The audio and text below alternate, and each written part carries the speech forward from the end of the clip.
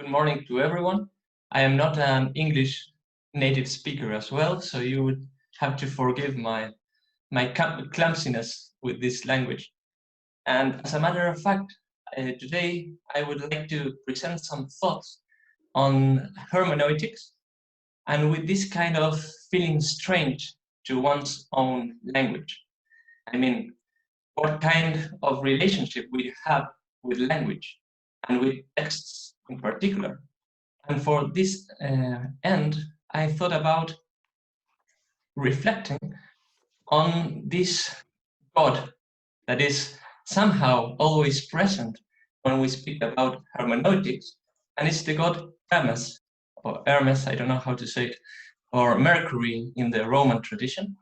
And this is a very particular kind of god because he was, Hermes was the messenger, the one who gave the word from God to man and from man to God. And so somehow Hermes is always this kind of mediating figure in mythology. Of course, everyone knows that there is no such a thing as a myth. I mean, there is not a thing as a unique myth, but there are many narrations in the Greek world, and somehow they are collected. And then each period of time, each culture, each nation makes use of these myths and gives a new interpretation to it. So we are always going to find some new narratives on the myths that were in those days in Greece. So, and there's a thing about Hermes that is, especially for me, astonishing, because I always thought about hermeneutics and Hermes concerning this mediating principle, or this mediating task of Hermes. Hermes is the one that delivered a message, and therefore the one who interpreted gods and men to come to bring them together. But he was not only a god for communication. He was also the protector or the guardian of travelers, of merchants, businessmen, and also of thieves, the ones who steal, burglars. And this is the part that I would like today to think about. Because, of course, it's easier to think about Hermes as being the protector of businessmen or merchants, because somehow it's about an exchange, right? And that's why, for instance, Hermes or Mercury, it's always the statue of Hermes or Mercury is most of the times to be found in the top of the roofs of a bank or I don't know, a ministry for commerce or whatever. But this idea of being the guardian of thieves, that is kind of astonishing for me. What they do have in common, travelers, merchants, thieves, is that all of them bring foreign elements to the town, or they take elements from the town and take them away as thieves. So what they all have in common between these travelers and thieves is this idea of the foreign in the familiar, or expropriating the familiar from its very place, its very home. So in a way, Hermes is a kind of god of frontiers. He doesn't have a home of its own. He's always on the road, and therefore, like in every exchange or in any commerce, these things happen in the frontiers, in the encounter between different lands or different cities or different countries. Hermes, in a way, then, it's a god or a master, or let's say a patron, patron, I don't know how to say it in English, without patrimony, without a house. He himself has not property at all. And this makes the figure of Hermes even more interesting, because you know that in the Greek and Roman world, each one of the gods were representing somehow a kind of patrimony, or they were domestic gods to whom one could pray. But this Hermes doesn't have a home, couldn't have a home, because he is on the road all the time. He's on the frontier, and a frontier is no place at all. It's a place where no one could live there. There's a place that it cannot be inhabited, and therefore it is not a territory to be governed or to be sovereign on.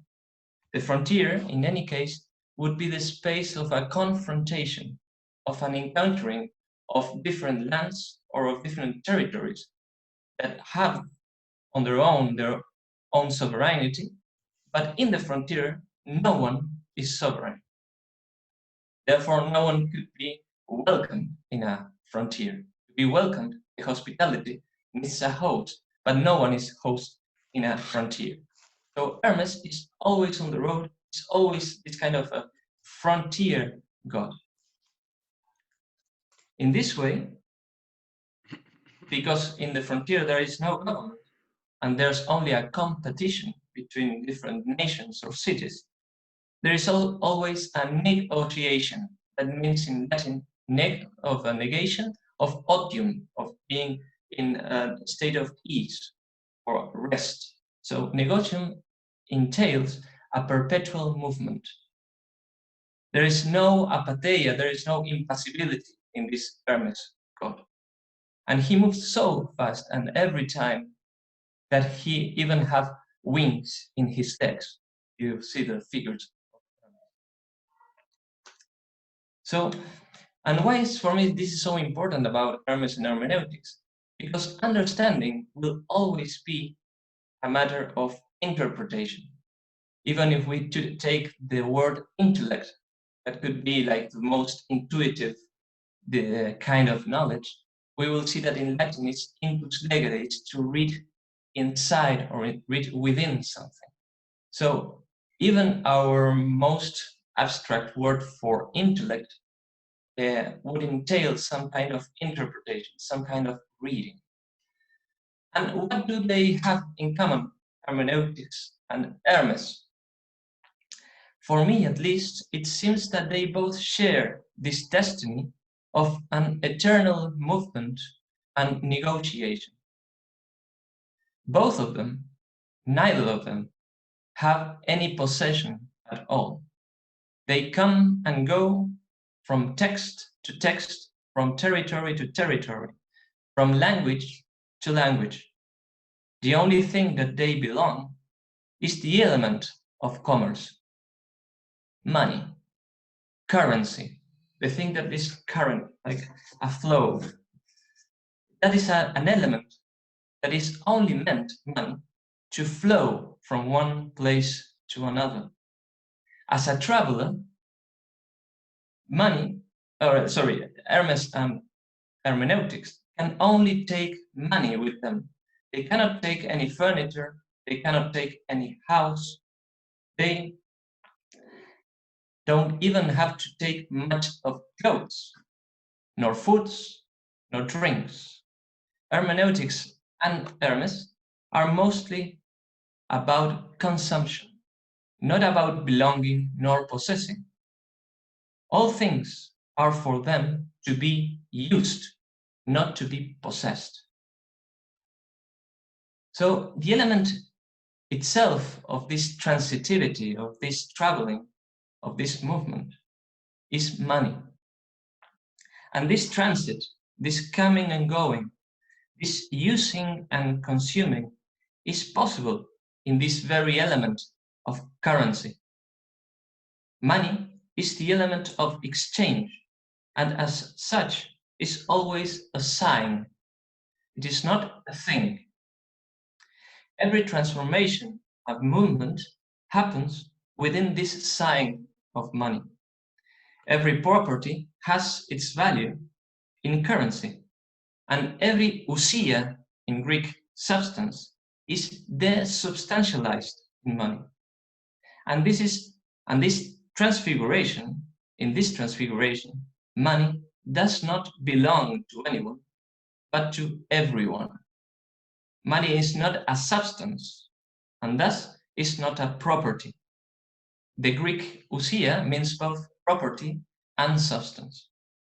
Money, currency, is not something in itself, but its essence is only expressed by the prefix meta in Greek or trans in Latin. Hence, money is paradoxically an uneconomic thing, that is not economic, because oikonomia entails always an ousia, a property, something that one can administrate, a possession that must be administered, and something that we dispose of. But money is something, money is something and appears as such only when exchange happens. The very phenomenality of currency is to be found in this movement without land nor house, in this movement that knows no possession nor essence. Money happens in its current flow, in its sounding. In Spanish we have this corriente y sonante, that means that flows and that it makes sound when we refer to money. I don't know if there is a kind of an expression in German or in English about that, but it's always about the money making the sound of falling in the table, right? So the only phenomenality of money is within this exchange. There is no exchange, there is no money.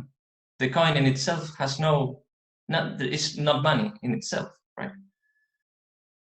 So why money? Because money is just a metaphor, of course. And we are aiming at the metaphor in itself. That is this mysterious capacity to carry something elsewhere. Metaphorein. This is a metaphor, meaning. What is striking, what is enigmatic, is this meta prefix, which turns everything into dust, into something light enough to go from one place to another. Meta is the prefix of impropriety, not of property, but of impropriety. As money, the other element that is completely pierced by this prefix meta is, of course, language itself. Or even better, I would say, text. Text is referring to language, but it stresses the materiality of language. And a text is essentially something that transports a meaning, that is only valuable or meaningful in its exchange, in the encounter with, for instance, a reader. It would be right to say that money itself is a kind of text, a sign that is just such only when it runs from one to another. And for instance, we have this numismatics art that entails to interpret a coin and to say, like a text, to read it and to make a history of the currency, such the money. So we could even say that money is a kind of text. So the idea here is to understand what text as something that is pierced by this meta movement entails for hermeneutics. Money, texts do not belong to anyone. Texts are outside any economic order, beyond any home or homeland. Texts are always wandering, always moving, always being exchanged. Texts live in a frontier, a space that welcomes everyone, but invites them not to stay. As money, texts do not belong to anyone. They are spoken, they are written, they are read. In short, they are used. Again, this idea of using, not of having. Texts knows no banks. They cannot be saved nor accumulated. Texts are always floating in a never-ending flow. And due to its uneconomicity, no economic condition, texts cannot be administrated, nor ruled, nor controlled. There is no sovereign over a text. However, as in every commercial exchange, texts are claimed as belonging to someone. There are text banks, let's say, guardians of texts, textual police. These owners of texts subtracts texts from their current use, and by keeping them, they make a profit of them by lending them to someone else. There is an interest to be paid for the use of these texts that belong to these text keepers, these text capitalists, let's say. As in the case of money, because there are those who claim ownership over them, texts and currency are stamped by royal symbols, and exchanges are made in the name of a sovereign, depicted most of the times in one side of the coin or in the cover of a book. As with money, texts are also in the market, where many instances of control are aiming at organizing, administrating, taxing, and controlling these very exchanges. Hence, the prefix trans in Latin, meta in Greek, cannot keep this innocence. They cannot be just used. The ball with which we play is stopped by someone that defines the rules of the game. No more innocent child play. We are grown-ups. The ball is mine, and I will tell you how to use it properly. Properly is a matter of property, something that belongs to someone, and therefore that normatizes its use. Because the ball is mine, I will tell you how to play with it. But Hermes and hermeneutics, those, or let's say, I don't know how to say this, but Hermenoids, the ones that travel with Hermes on their side, they both are called to reassume the game. An Argentinian poet, Leopoldo Marechal, said once that he who receives a name receives a destiny. So the calling of hermenoids, the one who do hermeneutics, of these people that wander around all the time, is to turn texts disposable again to everyone. Hermeneutics turn markets into a battlefield. Hermeneutics know very well Heraclitus' dictum, polemos pater panton, war is the god of everything. The exchange, the soul of text, is a matter of appropriation and disappropriation. It's a matter of stealing, in a word.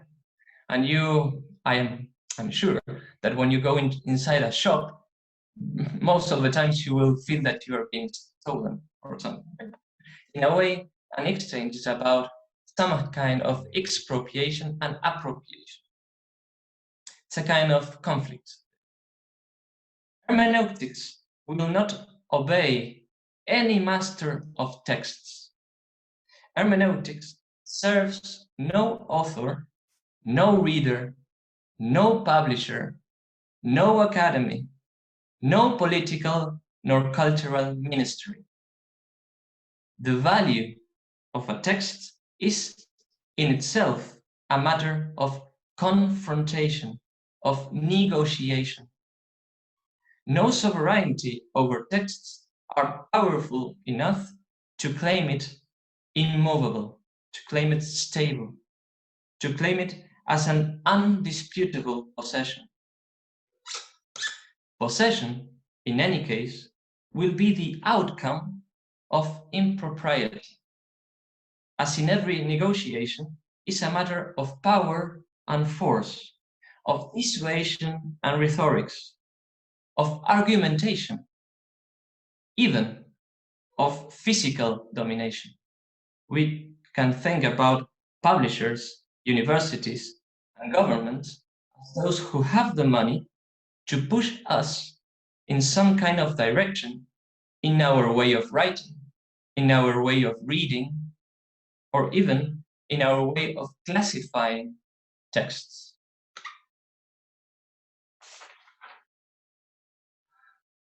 So if hermeneutics is critical, it's not because it decides on the value of texts or on the right or correct meaning of texts.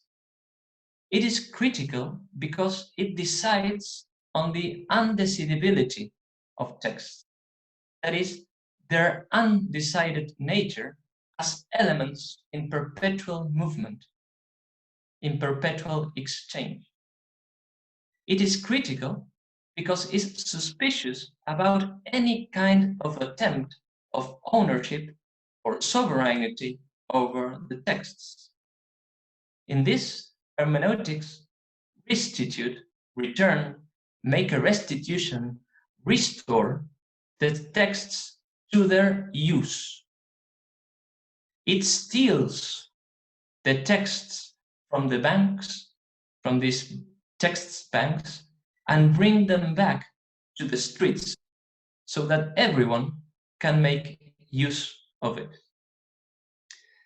Hermeneutics and hermenoids are destabilizing people, anarchical, skeptical. They just want text to flow, meaning to be in disposal. They just want the show to go on. They just want to play. And it does not matter if the god Hermes is to be found in the etymology of hermeneutics. Hermes and hermeneia, that is interpretation in Greek, seem to be bounded one with the other.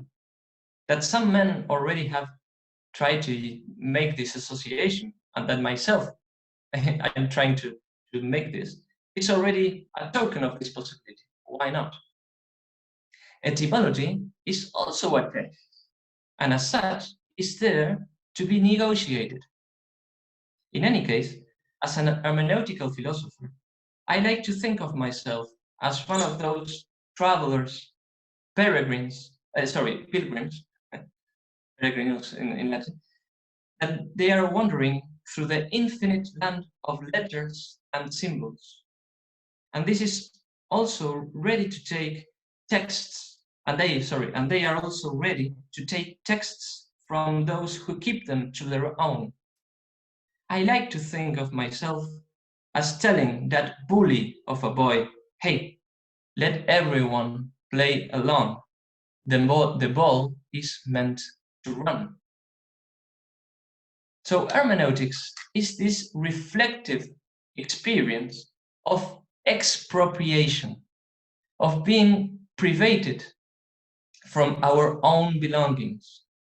Hermeneutics is the reflexive experience of being essentially disinherited, dispossessed.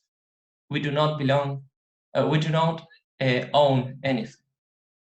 And this experience could be found in many different levels. On the one hand, texts do not belong neither to an author nor to a reader. Texts are the frontier between both kingdoms, the kingdom of the reader and the kingdom of the author. And this frontier is in dispute. And each one of the kingdoms is defining the very limits and the very space of this frontier. But as a frontier, it will never belong to neither of them. A text is but the outcome of this negotiation, and as such will be always disputed, always negotiated. There's another experience as well. A text does not belong to itself, nor it is something that can be defined as an object to be possessed, as ousia, a substance. What is a text, one may ask? It is a matter of negotiation as well, between all of them who refer to some kind of text. There is no text. There is no context. That is, there is no text that is not an outcome of an exchange between readers, writers, publishers, scholars, and so on. Texts are but limited and defined as pieces of this infinite cloth. You just remember that text and weaving comes from the very same etymology, like an infinite cloth of language, of an infinite text. And the nature of a text is its reference to all other texts that exist and that will exist. Intertextuality is the expression of this hermeneutic experience of dispossession. This means that when we read something, when we have a text, there is no such a thing as a text. This is just a matter of a decision. What am I reading, for instance? Am I reading a book, a paragraph, a sentence, opus omnia? What am I reading? What is the text that I interpret when I interpret something? It's only one book of one author, or it's one paragraph of this book? It is one sentence on this paragraph, or it is the whole work of the philosopher? Or perhaps am I reading the text of the tradition of this philosopher, of the German philosophy, for instance, or perhaps of Western philosophy? So this is just a matter of a definition. What is the text I'm reading? There is no such a thing like a text. This is just a matter of a decision, and therefore a negotiation. And this is very important for me, especially as a philosopher that is doing interdisciplinary work, because if every text is a matter of a decision, and every text is essentially intertextuality, because it will always refer to the text that had come before and that will come later, because somehow there are always semantical connections. Therefore, the very idea of discipline or science or discourse is also a decided text. That is a construction, and this could be negotiated. So interdisciplinary is not so much the outcome of a collaboration, but it's more about the outcome of a negotiation, of a fight between different discourses. And therefore, one could say, well, when I do interdisciplinary work, I am authorized to do it or not, but that is just, a political and economic decision that comes from other places. For instance, universities, that they are telling me you should not read this text because you're a philosopher, you are not a theologian, or because you're a philosopher, you're not a biologist. But at least for my projects as a philosopher and an interdisciplinary philosopher, the wonderful thing is just to bring all texts together again, to say we cannot just define a text as a substance that has no relationships with other. Read biology texts as a philosopher, not as a biologist, and this makes sense as well. So, a good experience for hermeneutics is also this experience of interdisciplinarity that always refers to intertextuality. There's only interdisciplinary or interdisciplinary studies because texts are intertextual. If texts were not intertextual, there would not be any possibility of making interdisciplinary studies. How could they come together? How could they be negotiated if they don't have a common ground? Therefore, again, texts that do not belong to anyone. Of course, there are many instances that will claim that they own to someone, but hermeneutics is there to say, forget it, this is not true. We have to play with the texts. We have to restitute their use. They're being used. They're being significant. A third, and the last experience I would like to bring forth, is that language in itself is not a possession. The idea of an idiomatic language, I don't know how to say this in English. Idioma is in Spanish. I don't know in German or in English how this is called. But idioma or idiomatic language, idioms, comes from the Greek idios, that is the thing that is proper to me. This is an illusion, the idea of an idiomatic language. We don't owe our own language. We just use a language. And even if it is a mother tongue, if it's a native language, we already work with language as we read, as we write, as we use it to express ourselves. And there will always be a kind of strangeness to our own language. If we have to owe our language, that is because the language is not ourselves. So there is an hiatus, there is an abyss between ourselves and our language. But moreover, there is no such a thing of a proper language to a nation or to a culture. An idiom or a language as an idiomatic base is already the outcome of a never-ending exchange and commerce between speakers, between texts that come from very different lands, that come from very different cultures. Our language cannot be dominated or governed, and it will always be something that can be used but not possessed. Hermes is the god of communication, and this is very striking because Hermes, that was the god that has to speak, was a stutterer. He spoke, he couldn't speak. He didn't dominate language, and he was the god of language. You know, he could say, I don't know how to say this in German, the stutterer, the one that cannot speak properly.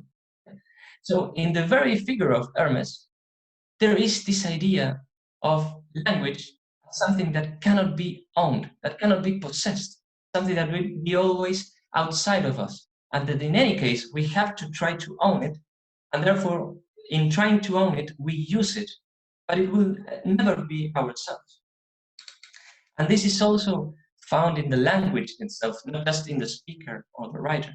Because in German, in Spanish, in English, how many words are coming from German lands or English lands or Spanish? We use Greek words, Latin words, words coming even from Hebrew. Everything in language is also a matter of an exchange, of a commerce, of an encounter between different lands, different cultures. And when the other day I was with my little girl, my little daughter, she said something about the iceberg, for instance.